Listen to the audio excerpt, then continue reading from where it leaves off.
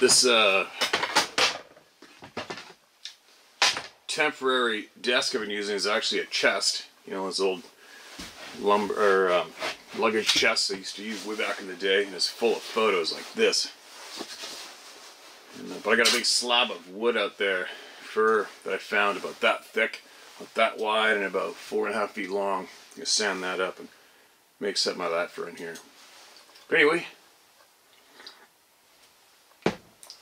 trying the Sony camera today. I don't know I know that thing's more sensitive to the audio than the Canon. And no, I haven't even gone anywhere near getting the electronics yet for this room, but I will. It's a misfortune.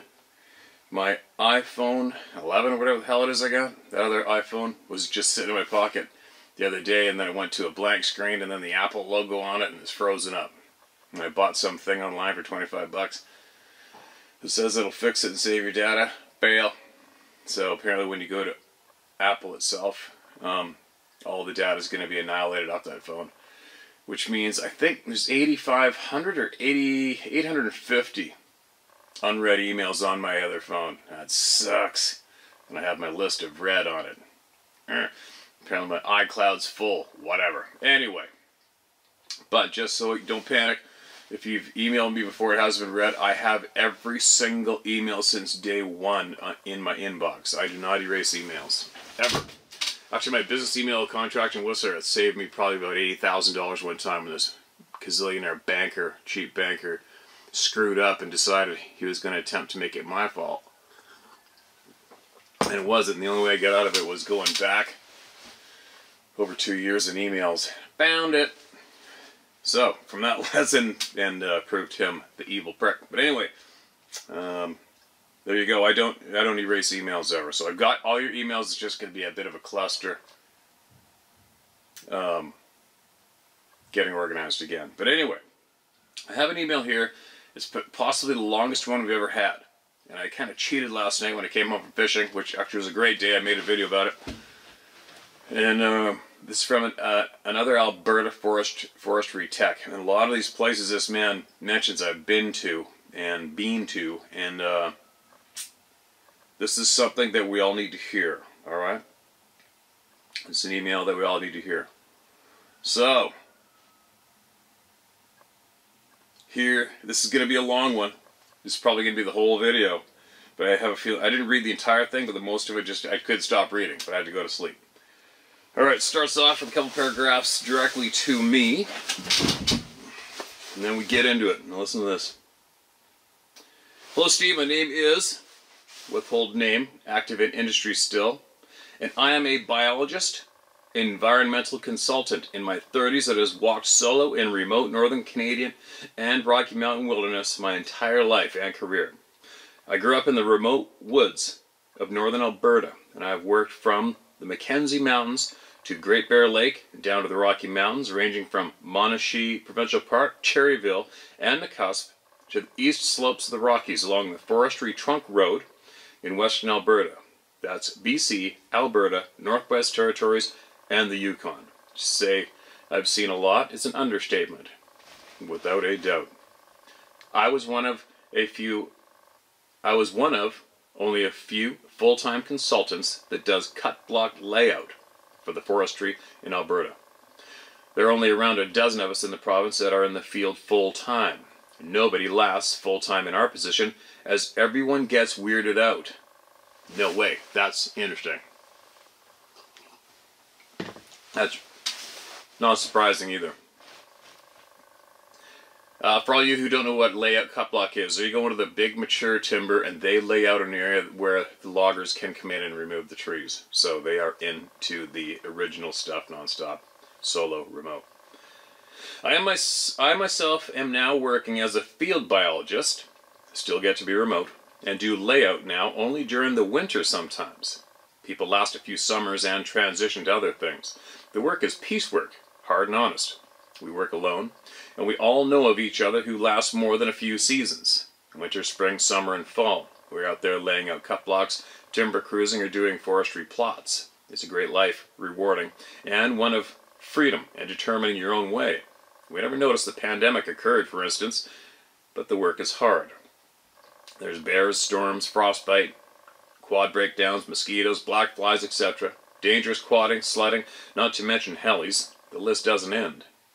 I will regularly sled 120 kilometers up a frozen cut line, then work all day into the night and sled out. Sometimes needing to hydroplane suddenly melted ponds for dozens of meters, or take a helicopter on a terrain never walked by any man, and work 12 hours straight in a great swamp during the summer. We quad upwards of 120 kilometers plus a day as well come summer, replete with fuel drop-off points on the trails by Forestry helicopters. In our job, we go to places never visited by man ever, or it has never been visited for decades. Not even natives go up into the areas we go, or do they just know better? I can count on my hand the number of times we have ran into someone else in these remote areas. Always the local trapper, of course.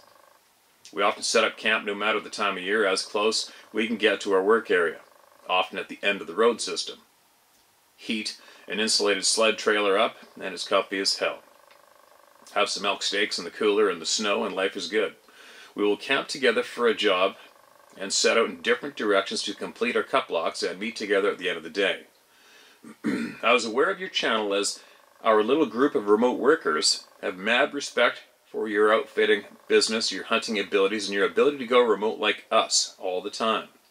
We view you as someone to look up to, as you appear to be one of the only other people that goes remote all the time like us, but have done it for 40 years or so.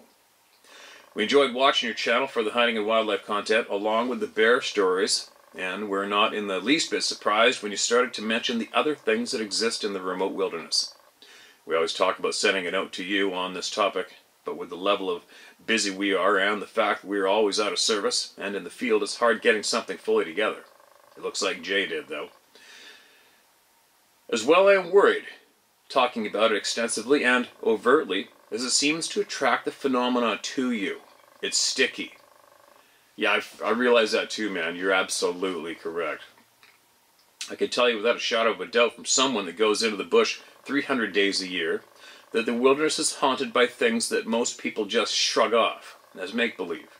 As funny as most government or mill foresters, the people who we do contracts for, won't be caught dead more than a few kilometers at most from the nearest gravel road. Actually, a few kilometers is a long ways for those guys, right? A lot of people. Not many people go past the ditch with the door open on their truck. Always in a group of 3 as well. Or are they being smart? Haha. Same goes for most hunters. Never ever see them in the real backcountry. Road hunting in the patch isn't hunting. Haha. And when we report back anything that goes against the establishment narrative, specifically grizzly bear populations where they are not expected to be, they are throughout most of northern Alberta, unlike what the government clowns say, you get sneered at, as those city-educated bigwigs that never go into the woods know so much better than the boys with their boots in the ground. Oh, God, tell me all about it. We don't want to crack that open. You can imagine what they would say if we talked about the weirdness. And flush goodbye career. It's special knowing that what you are seeing is the first time human eyes have ever seen it. Those places I find are dreamlike and soft, if you know what I mean.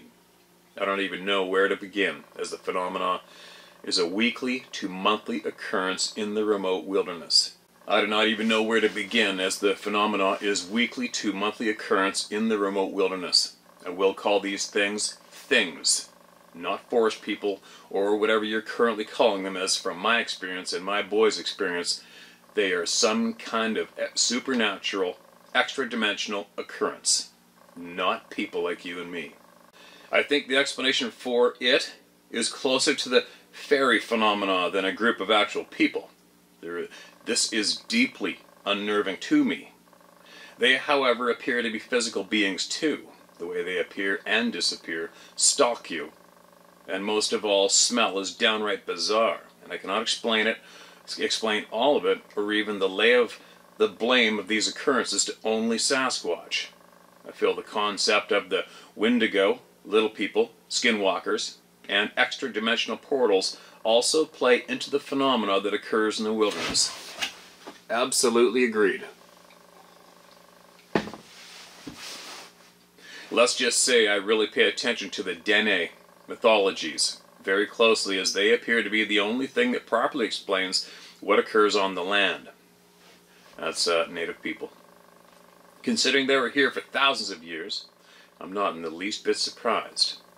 Mythology of the Dene is literally coming to life. It is in fact unnervingly, in my opinion, not campfire stories, but a history.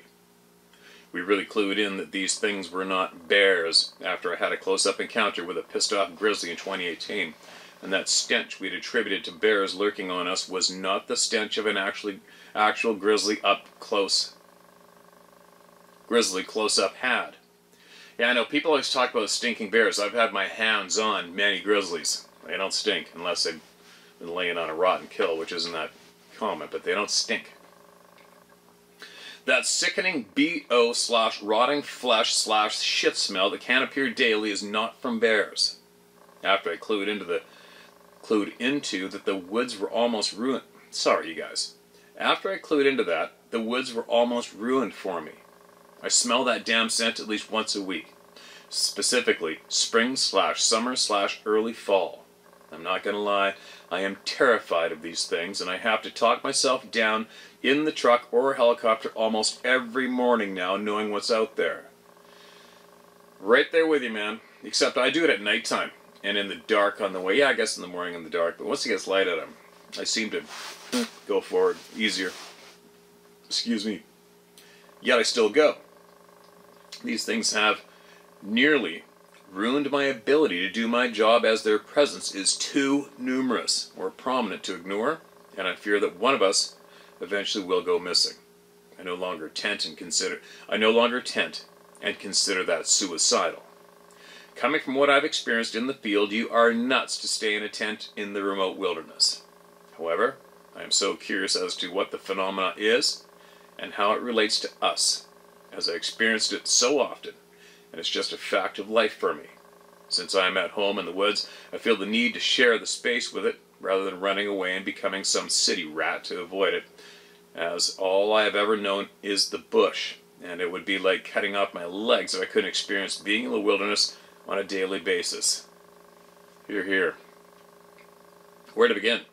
First off, I am writing a book about this topic from my first-hand experiences as a coping mechanism, and with an ever-increasing sickening feeling in my gut that people need to know about this phenomenon for their own safety. That's why I am finally writing now.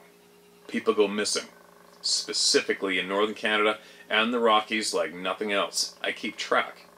It's always brushed off as an accident, or they ran off, etc. But I'm convinced this is hiding a disturbing underlying fact. It is this phenomena that has to do with it.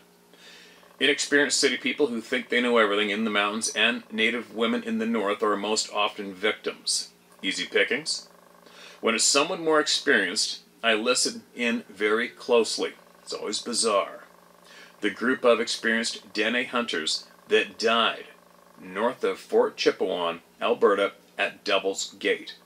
Always the devil names, eh?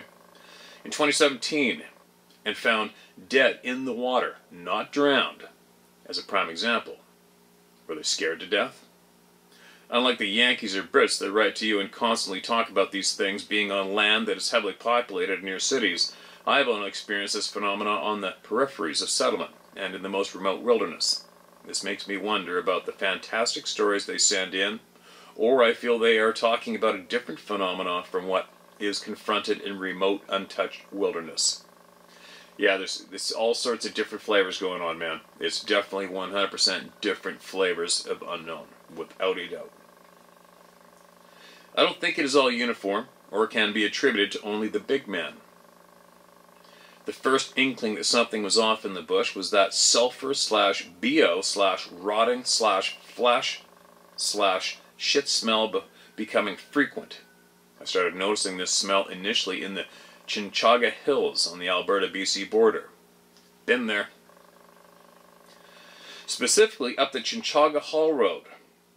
I had noticed it early on as well north of Bear Canyon on the border as well.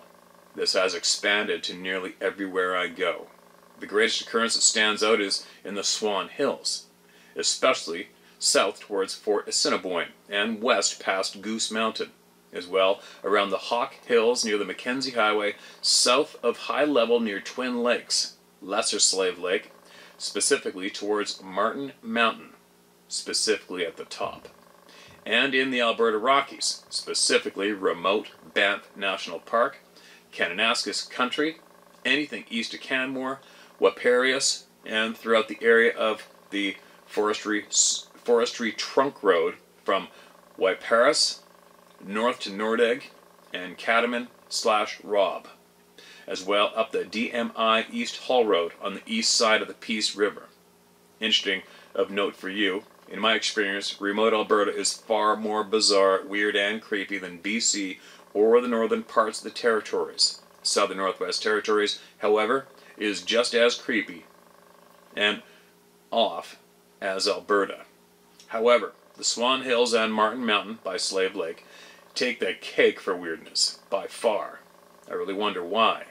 Second is the Forestry Trunk Road around Robb/Catamount, down to Waiparis. Anywhere off the road, it gets weird. And this is drastically more frequent than BC, at least where I've worked. North/south of Revelstoke, Monashees, Salmon Arm, Golden, Nakusp, Fort St. John, and the Territories. Yeah, you know what, actually, if you come out to the coastal mountains in BC and Vancouver Island, it cranks right up, like off the chart. The first real weird experience I had was on the Can-4 Road, 20 kilometers south of the Chinchaga Road, and another 10 kilometers up a trail in thick lodgepole pine in the Chinchaga Hills. This is also the general area where a forestry worker was found dead and half consumed by predators in the 90s, blamed on a bear. It was a perfect, untouched stand where nobody had done any forestry work in before. And on that day, trees kept getting knocked down closer and closer to me as I was laying out a cut block for the local sawmill. It was a calm day, and big 30-meter tall trees kept coming down just out of eyeshot. I attributed it to a pissed-off grizzly wanting me out of the area. I ran into one a week later by there. But this experience came with a sense of something being very wrong and gave me a fear response to leave. After smelling that smell, I left the stand, and to this day it never got laid out. Other guys on the crew had something scream/roar at them when they felt that they felt in their bones a kilometer away on an overgrown line the very next day after I pulled out. We attributed it to a cougar, but I feel now it was one of those things. Often while working, I would smell the smell and get a sense of being watched intently and needing to leave now. A couple of times I would hear trees and vegetation breaking towards me, causing me to wanting to avoid a bear encounter and hightailing it out of the bush for the day. However, now in hindsight, every bear or even mountain lion encounter I actually had never came with that feeling or that smell. Same. The next weird experience of note I had was on Bassett Mountain, north of the Chinchaga Hills and south of Rainbow Lake, that has no road access, and the only way in is a helicopter ride from Rainbow Lake or High Level. I was running a crew in an A-Star and had dropped off all my boys to different parts of the mountain. The mountain had been inaccessible for heli landings, but a forest fire the year before opened up the top of the mountain for heli landings, hence opening up the area for forestry work. The idea was to lay it all out, and they would cut a line from Rainbow Lake Highway down south to it come winter, as the swamp/muskeg surrounding the hill form was inaccessible besides in an Argo outside of winter. From the LIDAR scans given to me in the package, I was going into a 40-meter tall pumpkin block right at the crest of the mountain, a hill in actuality. I told my pilot to bed down where he landed in the burn, all burnt birch, and to wait for me as it was a 1.5 kilometer walk in through the birch forest and was a small block. It would be quick for me to analyze, likely a few hours to 3 at the most. We landed around noon and off I went. It was a warm June day, over 30 degrees Celsius, and windy.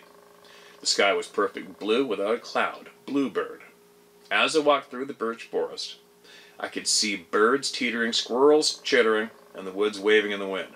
I even saw some hares bounding about. It was a beautiful June day. Couldn't get any better. As I got closer to the stand, the forest went from birch to aspen. The old spruce and fir forest that I was to lay out looked like a line in the sand. Beyond the aspens, huge 40-meter tall pumpkins lay ahead of me. The forest was beautiful. Trees covered in moss and ferns all around. It looked like from a dream. A babbling brook went between them.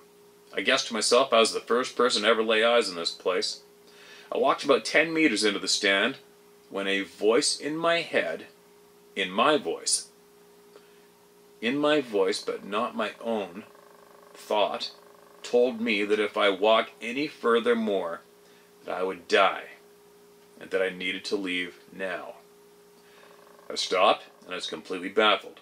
I was doing work for the local high-level mill, and they wanted as much wood as possible, and we were being hustled to complete the package.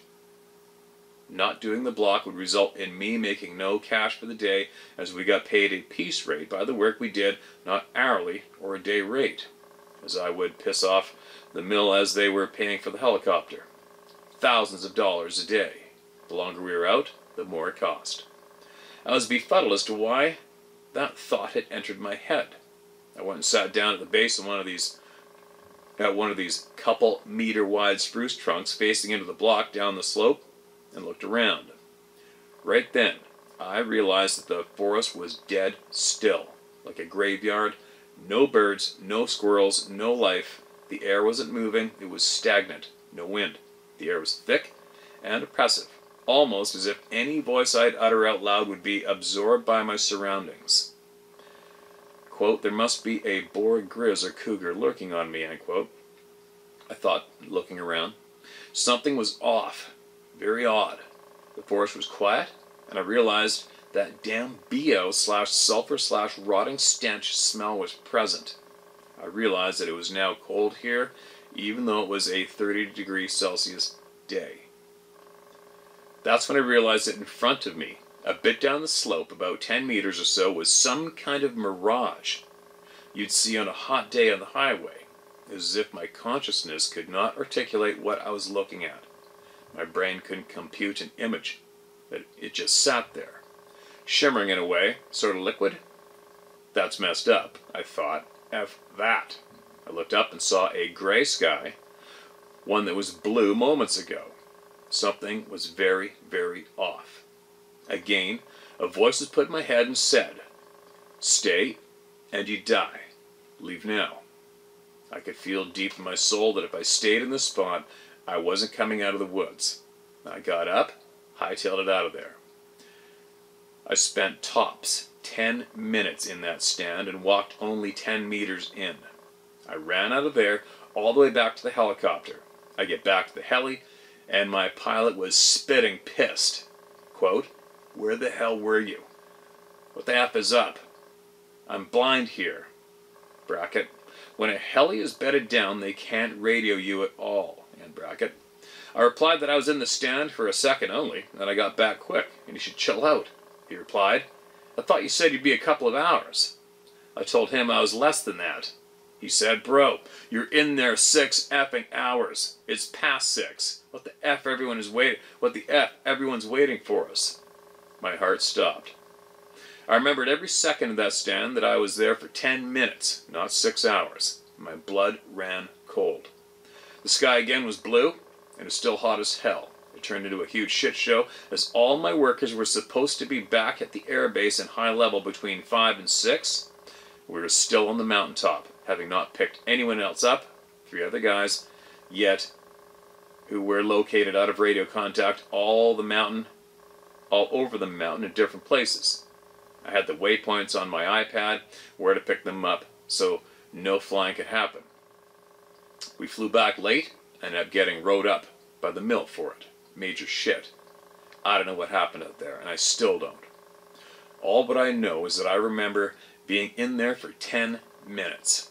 Every second I recall, and 6 hours went by. Did I run into a soft spot in reality? Us boys have a theory that in places on the earth where humans haven't been, or in a place with literal nature, spirits, present time runs different. You feel dreamy, have a different state of awareness. But I feel as if this was something else. Did I run into a portal? I saw that damn mirage, which I haven't seen since, and the sky was a different color there. Did I run into fairies, little people? There is a mythology of Malign, pronounced Maleen, Canyon in Jasper National Park being the location of a great underground cavern system that would house little people. Not proper spelling, but pronounced Asina Wacha, who would steal women and children from their indigenous peoples there. So much so, they abandoned the Athabasca and Malign River Valley. It was only settled by runaway Iroquois from Ontario in the mid-1800s before promptly being turned into a park. They went to the last unsettled area available, and purposefully unsettled due to the problem stated.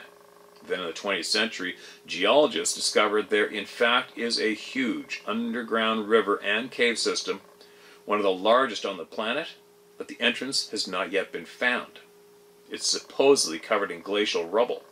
Or is it open somewhere? Was there one of those hairy giant things lurking by me?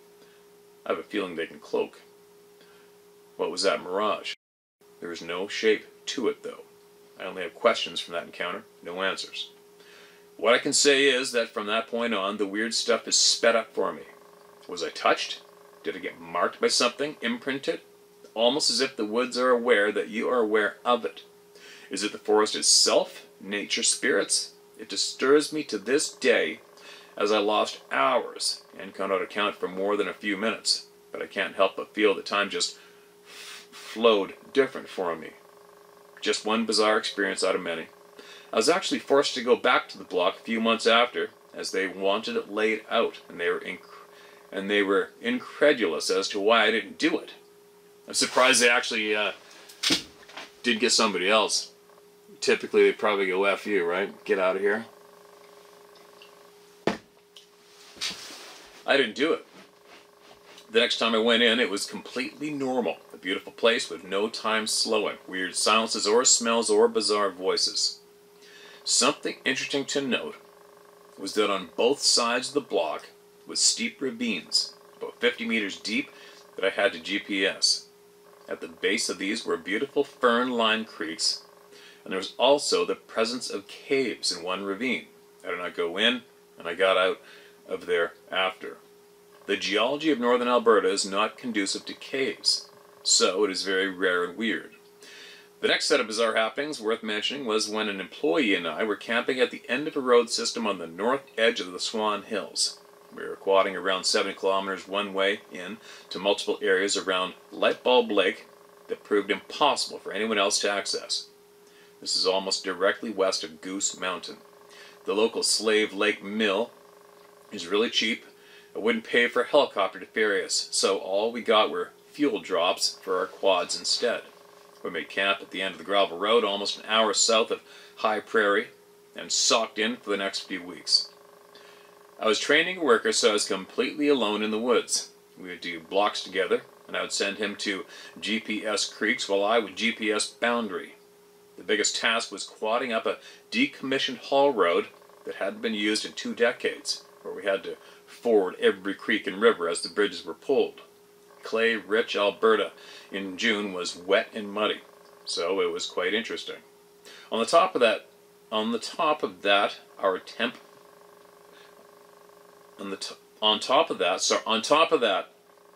tent bridges, where we could make them, kept getting knocked out in frequent thunderstorms, so we were starting to get behind in our job. Excuse me. We were rained out. The levels on the East Prairie River were too high to ford on our quads, so we had to spend 3 days marooned at bush camp, waiting for the levels to go down. Being out of service, away from our girls, and with not much to do, we did exactly what you'd expect us to do. We let her rip. Booze, weed, and a huge bag of mushrooms my worker had sorry, let me read that one more time. Booze, weed, and a huge bag of mushrooms my worker had got awaited us. The first night the boys gobbled the entire bag. My worker had an aboriginal drum and started banging on it and hollering a sacred song to the sky as we sat at the fire. Not long later we noticed an orange ball of light in the sky directly over us. It started dancing and moving in a great circle in the sky.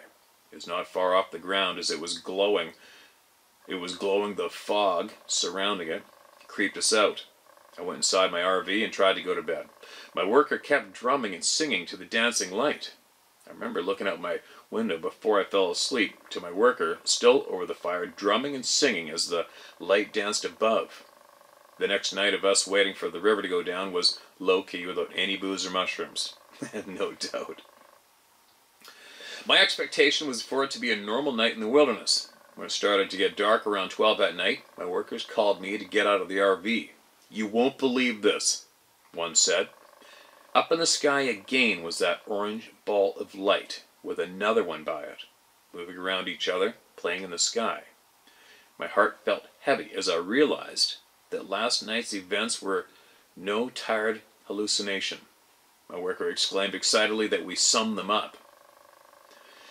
Did the mushroom use light us up like fireflies in another dimension? How did we attract this? I was amazed and curious by the presence of these things, but terrified too. One moved down to the edge of the forest clearing, just above the treetops. For some reason I felt compelled to go see it up close. I jumped in my quad and busted off after it.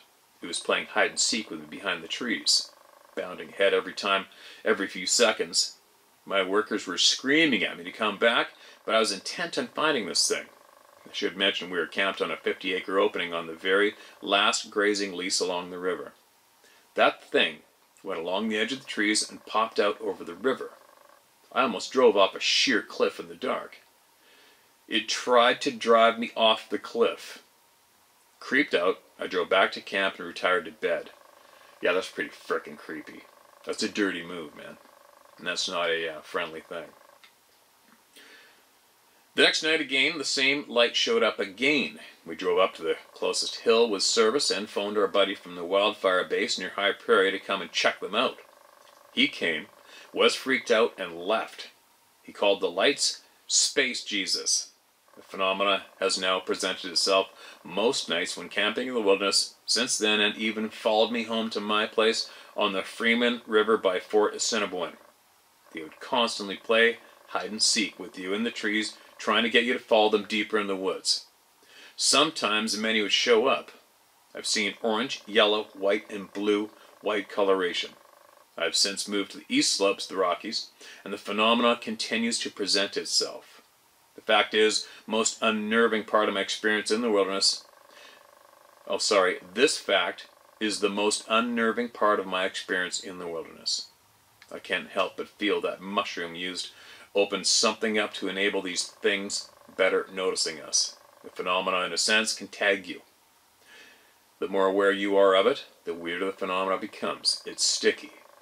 The next day after the last orb encounter, the river was finally low enough for us to traverse and push deep into the Swan Hills, where there is no oil or forestry activity, or anything for that matter. My one worker who hadn't been sent home, AW, and I pushed ahead, crossing the East Prairie River to the other side. The vibe felt unbelievably off as we rolled up the valley, as if we were being observed, as if we disturbed something from its peace and quiet. Was it the forest itself? We had to quad around 70 kilometers inland to the furthest reaches of our project. Always do the far, hard-to-reach areas first, closer and easier second. We were near Lightbulb Lake. We came to a nice open lodgepole pine stand along a large creek that was covered in older brush in the valley. We both stopped our quads on the line around 75 meters from the creek bed.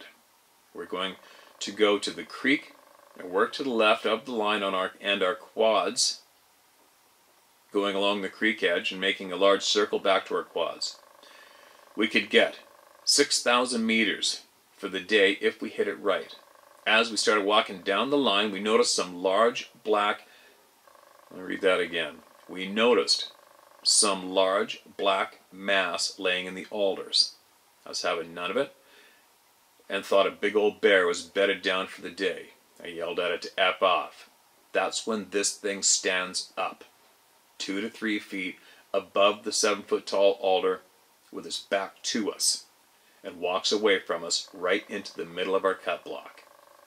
This thing, it walked away on 2 legs. That was no bear. As we were under the gun, thanks to the weather, we couldn't cancel the day and run away. We rationalized it was a bipedal bear for a few steps. We could lose our mill contract if we didn't complete it.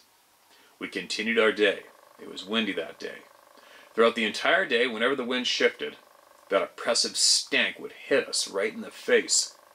I now realized that thing was potentially feet away from us, hiding behind a tree or hill, following us through the woods the entire day. I shuddered at the thought. We split a few hours later, as my worker couldn't handle the vibes and smell anymore. Really? He left? Again, we split early, but got a good amount of work done for the day. I will never, ever forget when that thing got up and walked away from us. Ever.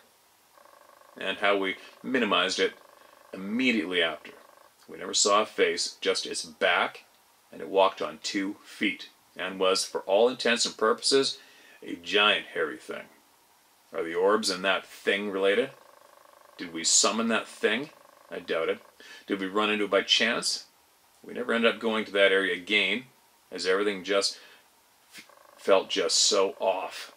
That area of the Swan Hills is by far the creepiest, weirdest feeling place I've ever been to in the wilderness, and I've been to a lot of it. The rest of that job there was the queerest sense of being watched. It occurred everywhere in that area. We got moved off not even a week later. I would drop 20-hectare patches of forest due to being so creeped out and weirded out, and gotten major shit for it too. Had a sense that the RV was being watched as well. Those orbs floating around the trees at night don't help either. Over the next while, weird experiences would start to occur to us along the Freeman River where I had purchased a homestead. Orbs, screams, weird hoots echoed the property. A deer leg turned up at the top of a deciduous tree and gradually skeletonized. I blamed it on a cougar, but it was 30 meters up an aspen poplar on the small branches on top that couldn't hold a large cat. And you know the cougars don't do that too, right? They bury them, cover them. The house along the river was a total hotspot for wildlife. Elk, grizzly, black bear, moose, lynx, mountain lion, muleys, and whitetail. All just out your window. Paradise. But weirdness presented itself quickly. The house was slapped right on the wall where our bed was located multiple times with my spouse and I in bed. It was a 1-level ranch house. The front door also would get hit, and one night opened wide up after the noise. We would close our curtains at night as we both couldn't help but feel intently watched through our 10-foot bay windows in the bedroom that opened up to a 5-acre meadow in the forest. We did not want to see the lights. We would hear sounds on the roof as if something was walking on it, but never saw anything, and my employees, which would camp on the river on the property, swore they saw something huge, bigger than a bear, crawling and observing them in the alders on the other side of the river, right at water level when they were having a fire one night. It was dubbed the Giant Beaver. The orbs were always a frequent phenomenon at the riverbank. They started putting apples and kokanee beer out on the river rocks, and they would be taken regularly. No shit, even the beer? No way. I mean, I know that people leave stuff and they take it, but I didn't know they were into beer. And I'm not being funny about it. That's interesting.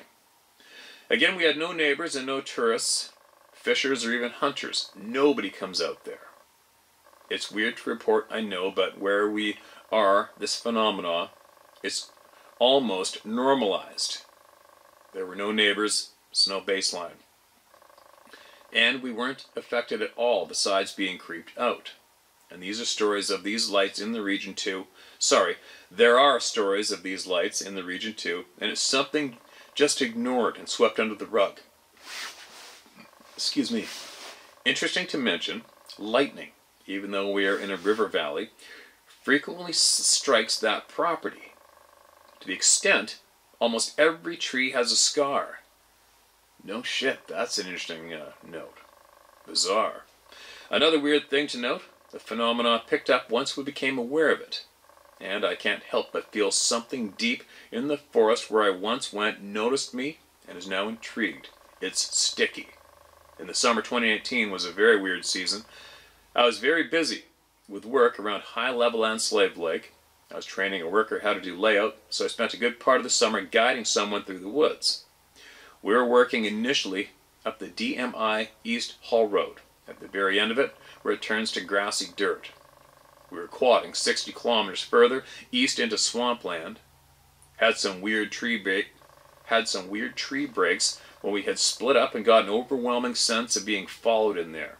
It was so overwhelming, I canceled the job and pulled out. Our next job was in the Hawk Hills south of High Level, at a place called Twin Lakes. It is an upland summit overlooking the Peace River / high level lowlands. You can see very far from its top. We initially worked on the east side of the Mackenzie Highway, up by the fire tower.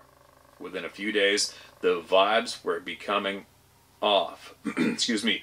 Thick forest covered the top of the mountain by the lookout. You couldn't see more than a meter in front of you. I smelt that smell that is becoming famous. I sensed that all the fir trees were staring at me and mad at my presence. The most bizarre feeling. I could hear something walking through the forest after me. When I would walk, it would. I could catch it when I unexpectedly would stop. I realized that I was being followed. I got out of there running through the fir jungle to get to my quad. The job on that side of the highway finished, and we started to focus on a 25-kilometer line to the west. I paired up with my trusty worker, and we busted up the trap line. It was a different kind of forest with the sandy soil, huge aspen, and open buffalo berry, soapberry. Forest grew there. Great to quick walk through and lay out cut blocks. Yeah, no doubt. It's kind of weird for me trying to picture a sandy base in the timber. One day, we pulled up to a 60-hectare block south of the road that traced a large wetland complex. It was open aspen forestry with no understory where you could see in any direction for hundreds of meters. It's one of the most memorable forests I've ever been in. Also, the greatest number of soapberry bushes I've ever seen in one place as well. My worker and I split up and started to timber cruise the block to ascertain the amount of wood present. The block was interesting. However, I noticed in this still, windless, and quiet forest I was getting the sense of being watched. I could feel eyes on me. The only other people in the region was the trapper by the Mackenzie, and he told us he was going up another trail in the opposite direction that day. I looked around, and in every direction I saw nothing. But something was giving me the heebie-jeebies. I rated my work and asked if he himself feels off. He replied that he too is weirded out. I told him to wrap up and come towards me as if there may be a bear or a mountain or a lion lurking. We need to be in a group for more safety. Then the smell hit like a freight train. That rotting BO sulfury smell. I wanted to track down what was making that damn smell. With our noses guiding us, we could go anywhere in the stand as it was so open, so we started off. The foreboding got worse, but thanks to being able to see in every direction, and we saw nothing out of the ordinary, we continued on. A few hundred meters later, the smell became extreme. It was as if the source was next to us, on top of us. I was getting frustrated and looking in every direction to find the source of the smell. As I was looking around, I should mention it was a stagnant, humid hot day. There was no wind present. I noticed that the huge 30-meter aspen my worker was at the base of was moving. I looked up, and the top of the tree was swaying in the canopy. If anything, it was slowly getting more extreme. The smell was ominous, the feeling of being watched was weirding us out, and the lone tree was shaking in the canopy with nothing in it. We were not understanding why the tree was now violently shaking. Ran back to our quads. On the way back to the trap line we came in on, a dead baby mountain lion was on the forest path. It appeared to have been placed there only in the few hours we were there. That was too much for us, and we switched to a different block 20 kilometers away. All what I know is there was something in that tree. What it was or why it was there is up to speculation. In 2019, there was a large forest fire on Martin Mountain, northeast of the town of Slave Lake. I was called in to do salvage layout. Martin Mountain is a lone mountain, a relic from the Ice Age with temperate subalpine forest at the top, like in the Swan Hills. In other words, the most productive forest in Alberta. The Devil's Club is from hell there, though, but it was thankfully all burned. Lucky. That's a wish come true, right? But it was thankfully all burned. There's a large population of grizzly bears, thanks to its productivity, so you're always aware and armed out there. Interestingly enough, a Sasquatch sighting by a family bear hunting occurred 10 kilometers south of my area by Mitsui in June of that year. I believe the father filmed the thing throwing chunks of mud feet across at the family as he had stopped and walked into the woods to see what it was. Red eyes in the night have also been reported around here on the Hall Road recently, at the top of Martin Mountain, directly next to the new hydro line that had been put in, where you get a view of the North Country for hundreds of kilometers. I ran into a trackway on a burnt-out creek adjacent to the hydro line, one in front of the other, walking in the ash-strewn creek bed. I was dumbfounded, as my size 12 boots were dwarfed by the size of these huge, giant human footprints. It was walking in the creek, not 10 kilometers away from where it was recorded a month before. Excuse me. My one worker was followed in this open burnt forest 5 kilometers away from here by a hairy thing walking upright, following him at a distance as he ribboned off the remaining patches of greenwood. When you went into the green patches, the feeling in your gut telling you to leave now was overwhelming. I could not stay in those thick vegetation patches, and we knew something was in it. A few weeks later, when I was in a ravine, something above ran by me, above the bench, and I could feel the vibrations in the earth. I was shaken by the vibrations. The feeling in my gut to leave was so extreme I couldn't stay in that block. I ran 3 kilometers overland back to my quad and never returned to that spot again. I was working far away and from any other person, and I was being followed. I could smell that smell and could not get this idea in my head could smell that smell and could not get this idea in my head to get out. So I did. There was something on that mountain with me. Again, however, I saw nothing unlike my worker. Quick overview of the things and important thoughts from life experiences in the wilderness. There are teepee structures everywhere in the woods. It's dawned on me that they weren't made by people. I'll attach a video of one in the southern Northwest Territories on a heli job, hundreds of kilometers from the road system. It's not just sticks, but logs stacked. I see these structures again most frequently in the Swan Hills and other areas of northern Alberta. I've seen some really good ones in the Monashees, right up against a provincial park as well. They are so common as to it becomes redundant. I've also heard my mother's and recently deceased grandfather's voice call me for help in the woods when I'm hundreds of kilometers north of Slave Lake in the middle of nowhere. It was a heavily blow-down stand. It was calling me to go down into a lower area further into the mire. To hear those voices of my two favorite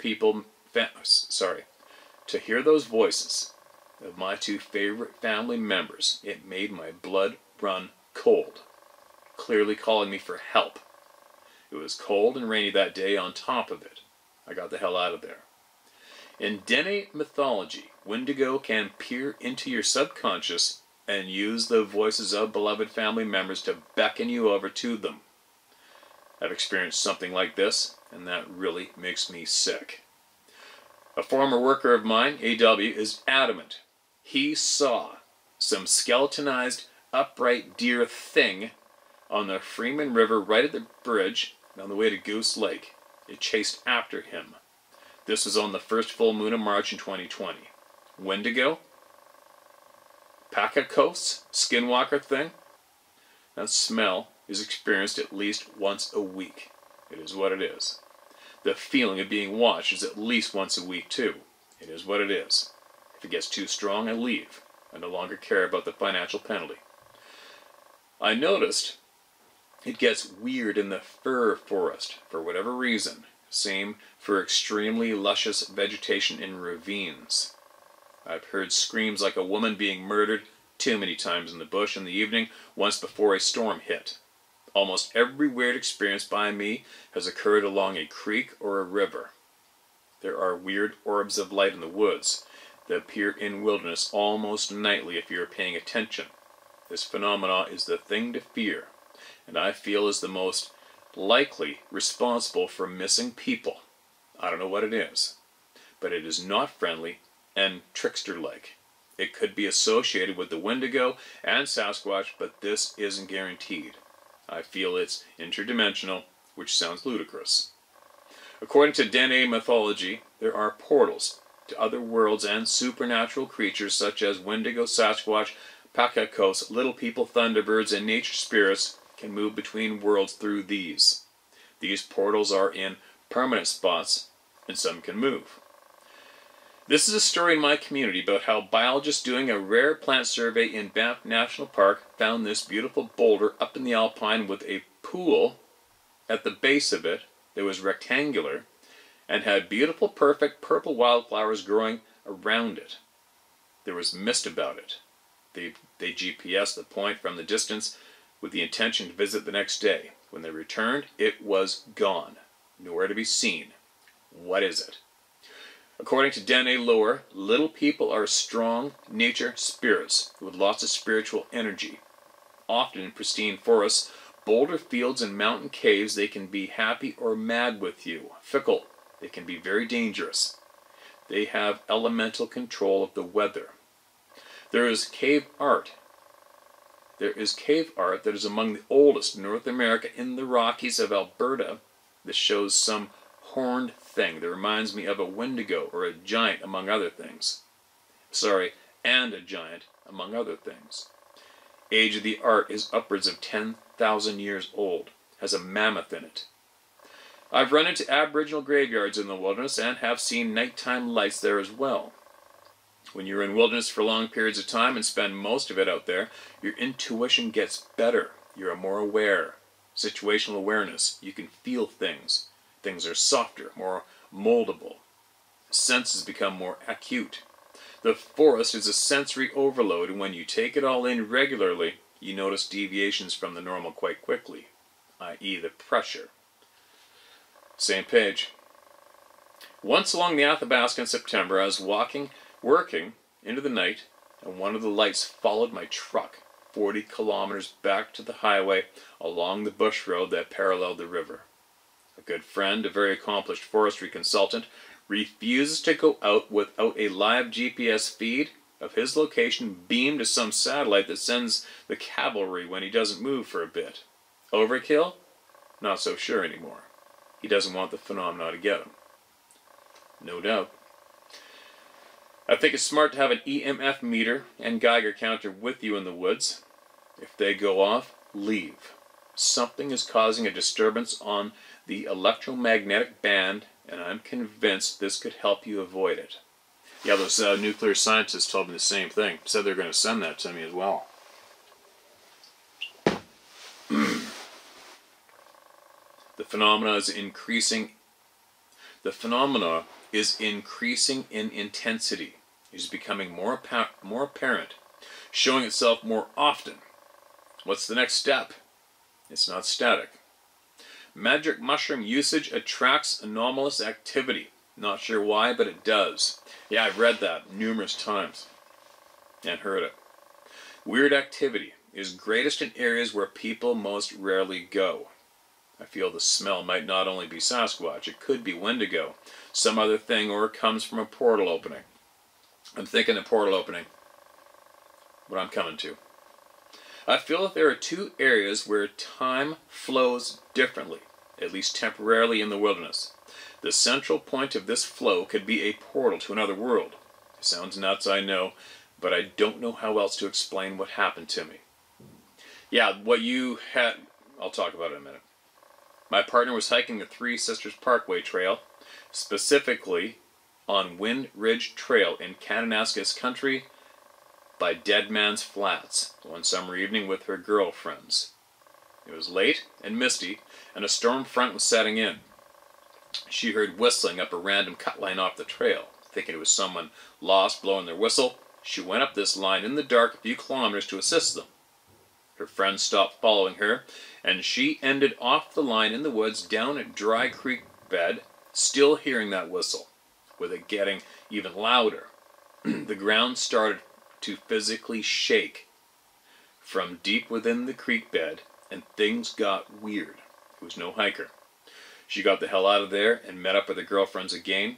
They phoned the park helpline over it, and were told that unknown whistles along that trail are constantly reported in, and that they shouldn't worry about it. Weird, eh?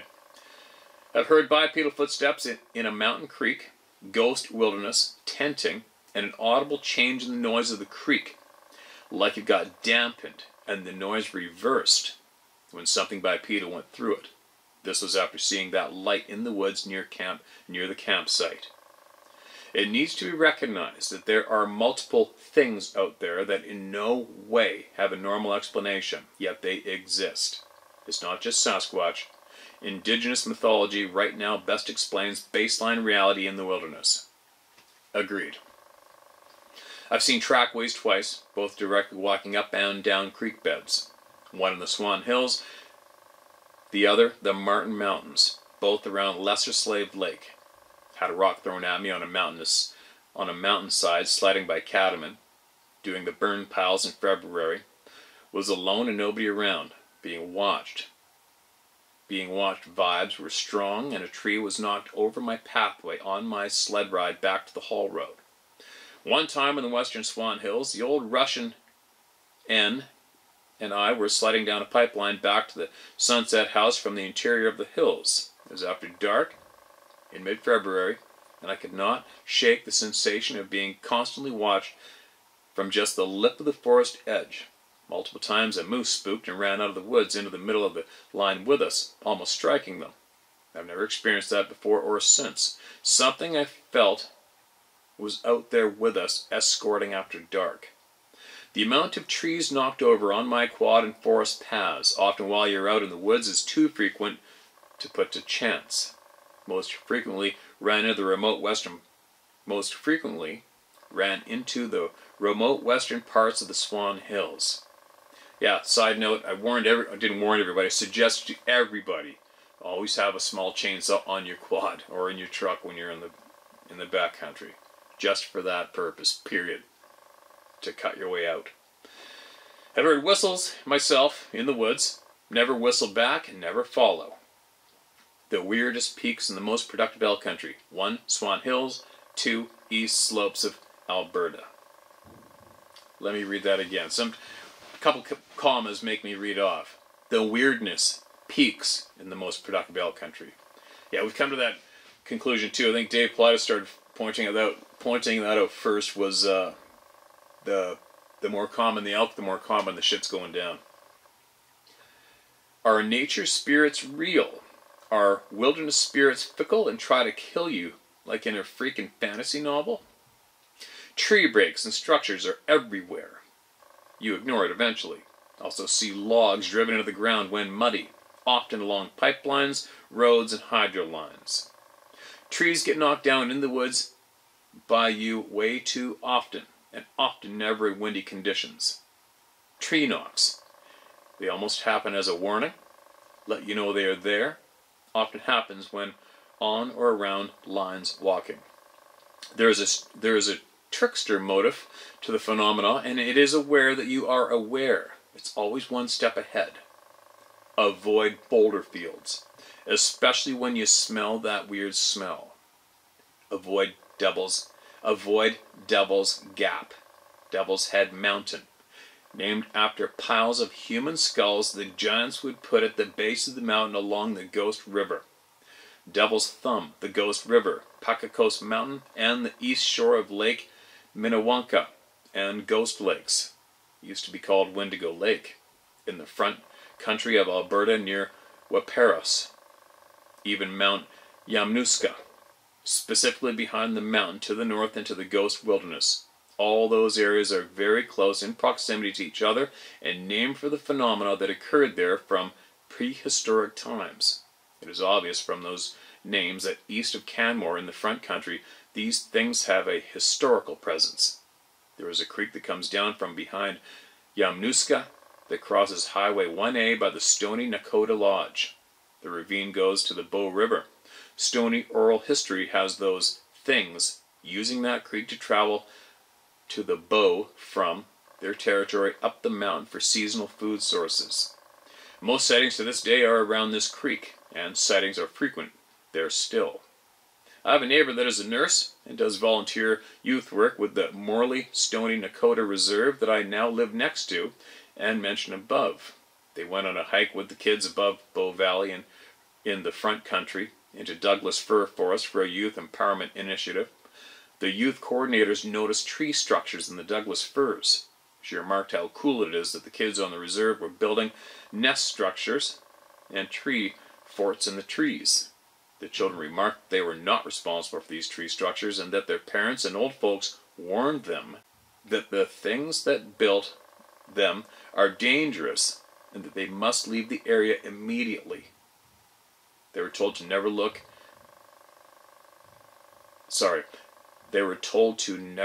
the tree things in the eyes. That ended the fun, and they got out of there.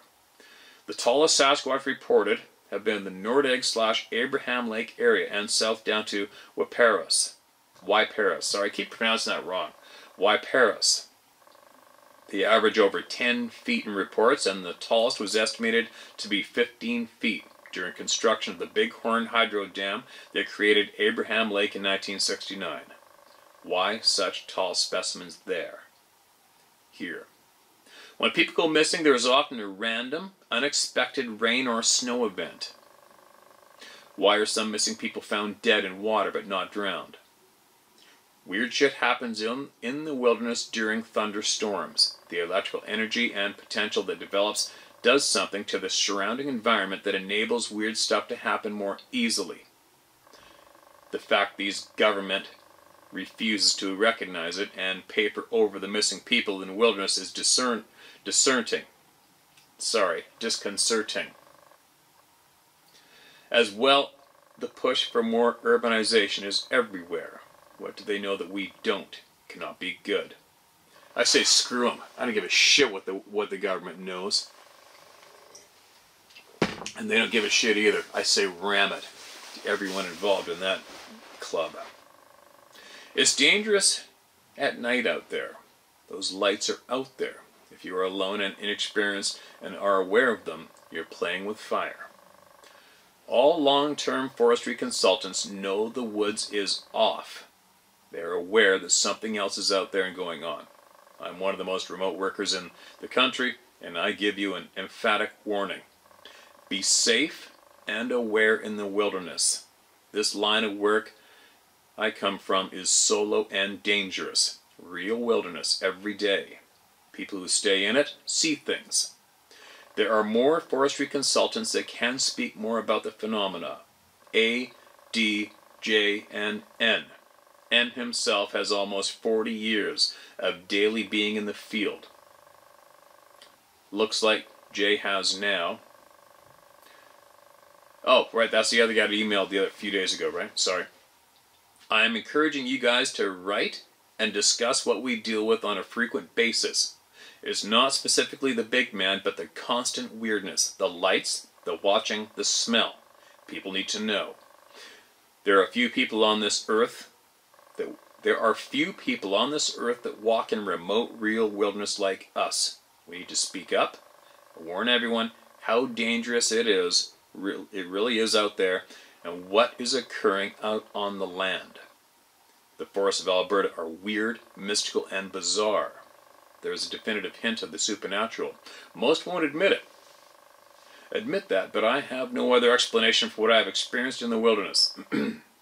Most of the land here has never felt a permanent human presence, And if it is, it's new.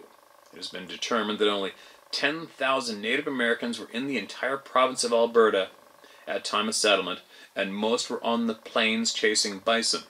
The forests of Alberta were nearly untouched. It is weirder than the forest in BC, and I'm aware how off it is in British Columbia. The remote parts of Swan Hills take the cake.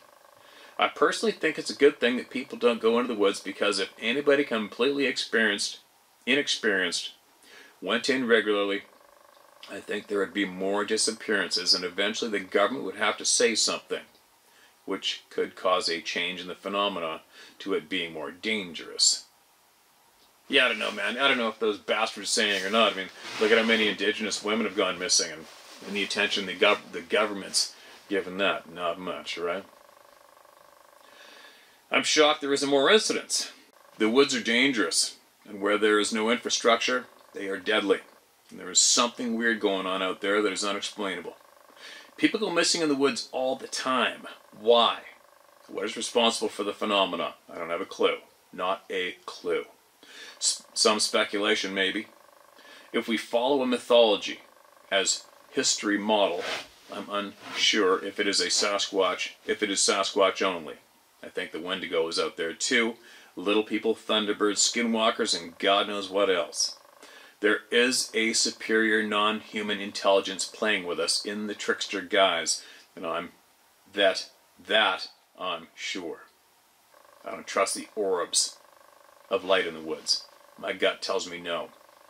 The government has no control over it, so it is content to ignore it. I don't think we are safe as you feel out there. There is no guarantee of safety in the backcountry. Something could change one day in regards to reactions the phenomena is giving off. I'm scared it will become more dangerous in the future. The phenomena is ramping up over time. Knowing this, it's insane to be inexperienced and go out into the backcountry. Be careful. Be aware. Have situational awareness. Wilderness is dangerous. Look over your shoulder, carry a big gun, and don't poke at the phenomena.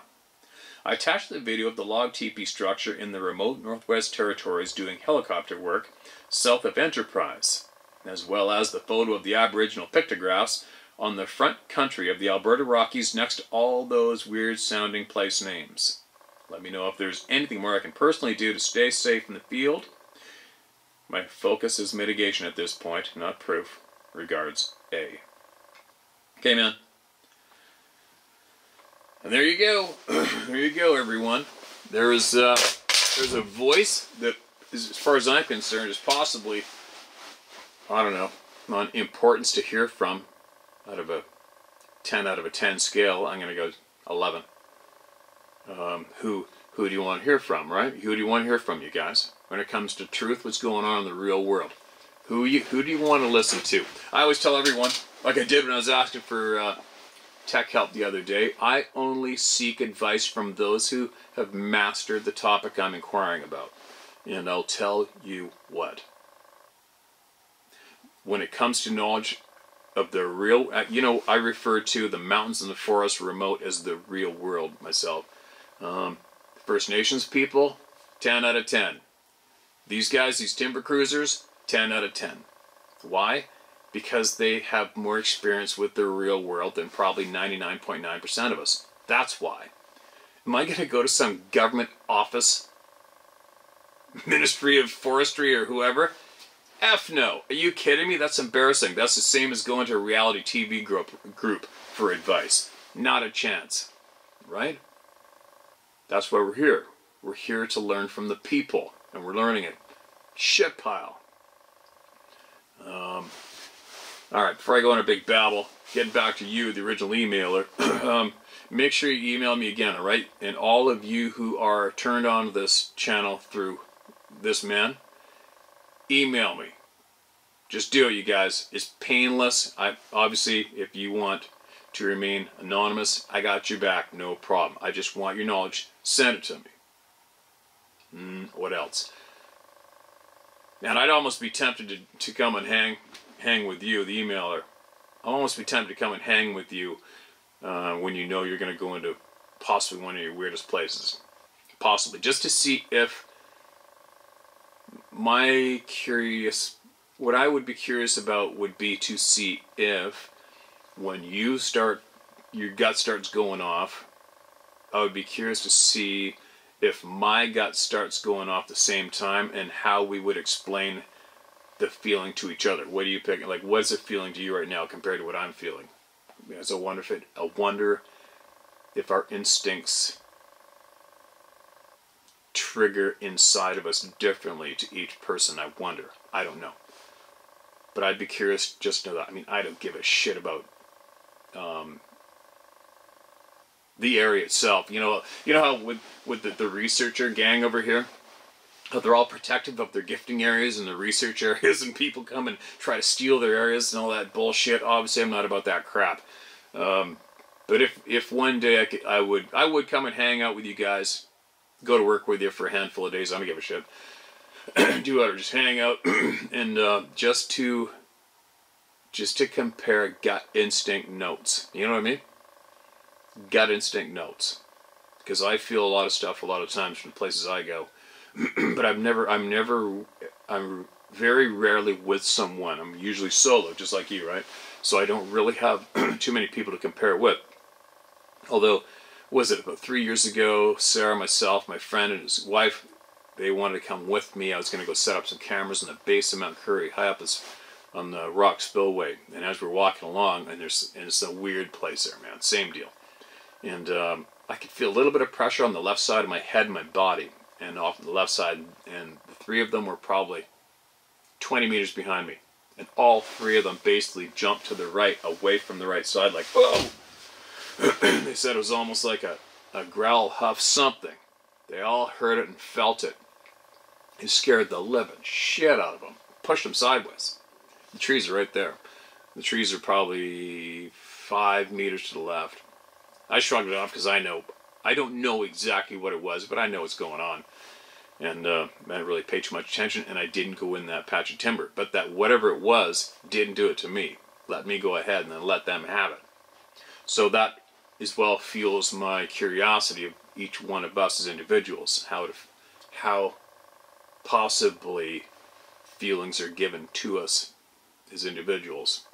Anyways, I'm babbling. Got my copies, right? I'm wondering, I wonder if we would be able to relate with the exact same gut feeling at the same time, or not, or if it would be different. I'd be curious. I'm curious just to go and learn more, hear from you, hear from everybody who works with you, friends, whatever, communities. I'm curious to learn, right? And then I could pass on that knowledge. Obviously, there's a lot of people here, right? And I can pass off what I learned to everyone here, as I normally do anyway. But anyway, there's one hell of a generous donation of your time, man, to sit down and write that all out and send it to me to share with everybody here.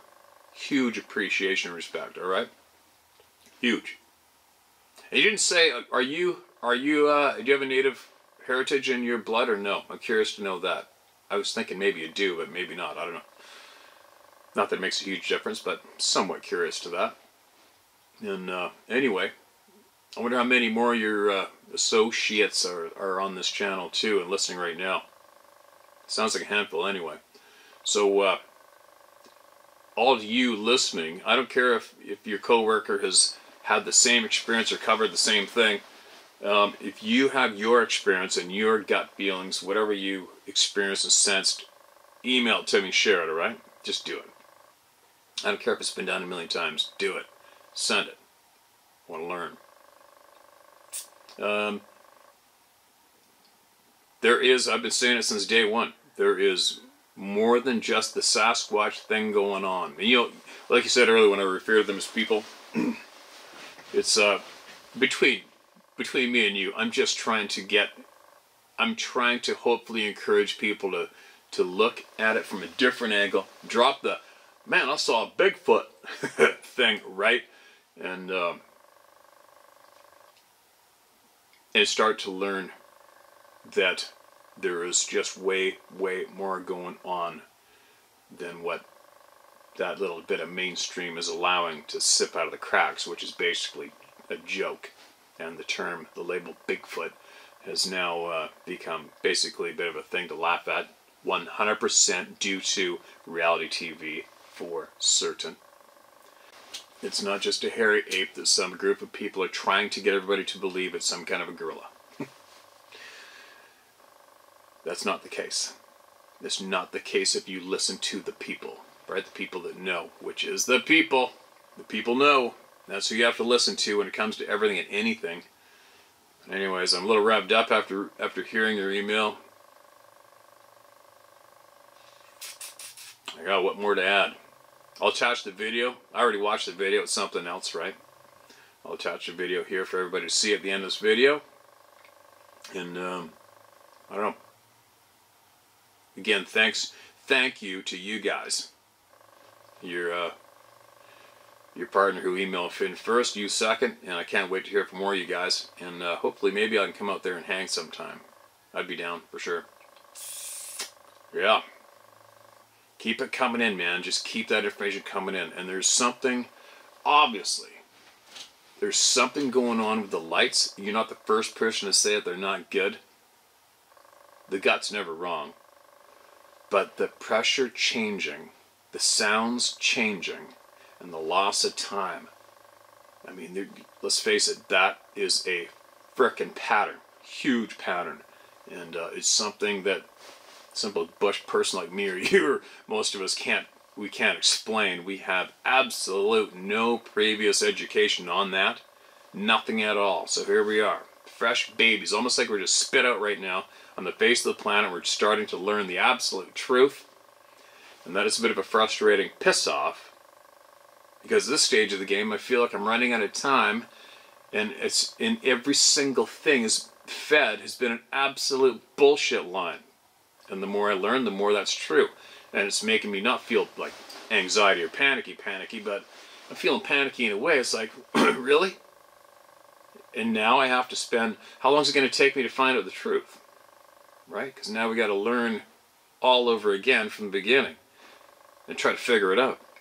That's why one thing I've realized is I have a feeling before we can absolutely learn and accept what's really going on, we got to find out who the hell are we for real. You know what I mean? We got to figure out our shit as well, possibly before we figure out the rest of this crazy shit. You never know. Anyway, there you go. There's my coffee-induced babble at the end of that very informative, eye-opening email from one of my previous backyards. I'm going to get going before I start babbling again. And I don't have a phone right now. I haven't had one for a couple days, so I'm completely out of touch in a way. Except when I'm in the house, I can check the emails, and I'll get my notes organized and all the emails. Oh, it's going to be a bit of a bugger, but because my inbox in my email, all the ones that I copy and paste on my phone are marked as red. And then I have to go back and figure out which ones weren't red, right? I'll figure it out. We'll keep the ball rolling. The loss of time. The loss of time. Come on, you guys. Think about that one. You got to agree. The loss of time is a huge pattern. It's something that needs focus on, in a way, from a distance if you can, right? The loss of time. The loss of time really ties into some crazy shit that's going on. Share my story at howtohunt.com. Get it into me, get it off your chest, and you co-workers out there in Alberta, just get it to me, alright? Share it. Even if you don't want me to share it publicly, frickin' get it to me, alright? I'll be back shortly. Yeah, just in the middle of the woods.